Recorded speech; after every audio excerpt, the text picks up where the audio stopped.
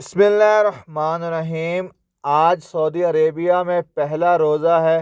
रोज़े को अरबी में सौम कहते हैं।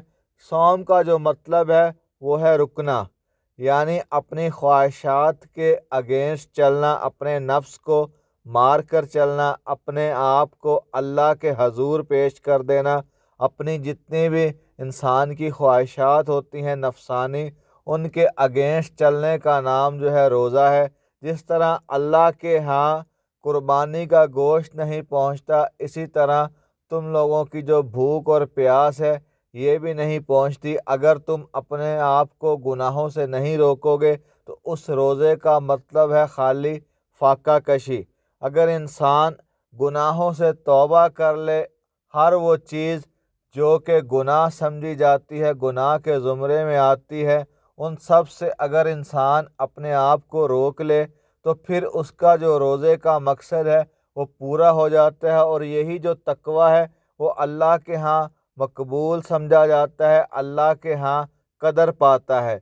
अगर आप खाली पेट पूरा दिन गुजार देते हैं, साथ साथ आप झूठ भी बोल रहे हैं, ख़यानत भी कर रहे हैं, बदनिगाही भी कर रहे हैं, बुरी बात भी कर रहे हैं, दिल आज़ारी भी कर रहे हैं, करप्शन भी कर रहे हैं, नाप तोल में कमी भी कर रहे हैं, हर वो अमल जो आप आम रूटीन में जिसको आप मामूली समझते हैं रोज़े के दौरान करते हैं, तो ऐसे रोज़े रखने का कोई फ़ायदा नहीं है।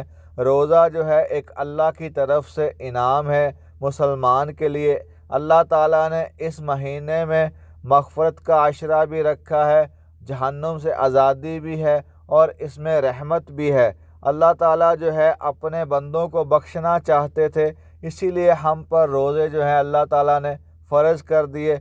अगर अल्लाह ताला ने इस उम्मत की मग़फ़रत ना फरमानी होती तो आम रूटीन में जैसे हम ज़िंदगी गुजार रहे थे, जैसे हमारे मामलात चल रहे थे, अल्लाह चाहते तो चलने देते, लेकिन उन्होंने अल्लाह ताला ने हमारे लिए एक प्लस पॉइंट, एक बोनस रखा है रमज़ान करीम की सूरत में कि हम मुसलमान अगर इसमें एक बार सुबहान अल्लाह पढ़ेंगे, एक नमाज पढ़ेंगे, तो अल्लाह ताला उसको 7 गुना 10 गुना में भी 70 गुना भी अल्लाह के यहाँ ये अमल हमारा जो है तस्लीम किया जाए। इसका अजर अल्लाह ख़ुद बढ़ाने वाले हैं। अल्लाह ने फरमाया कि रोज़ा मेरे लिए है और इसका जो अजर है इसका अजर मैं ख़ुद ही दूँगा।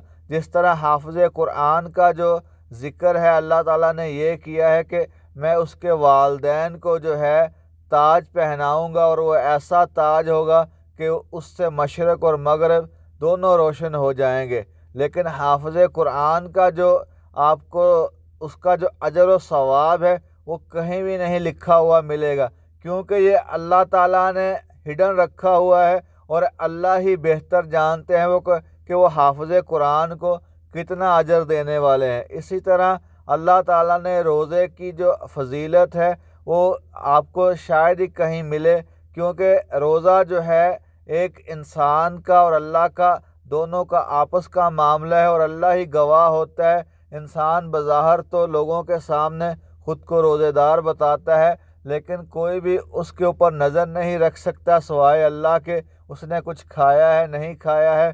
इसी अदा को अल्लाह ने बहुत पसंद फरमाया है और इसका जो अजर है वो अल्लाह क़यामत के दिन अपने बंदे को देंगे और वो कितना होगा वो अल्लाह ही बेहतर जानते हैं।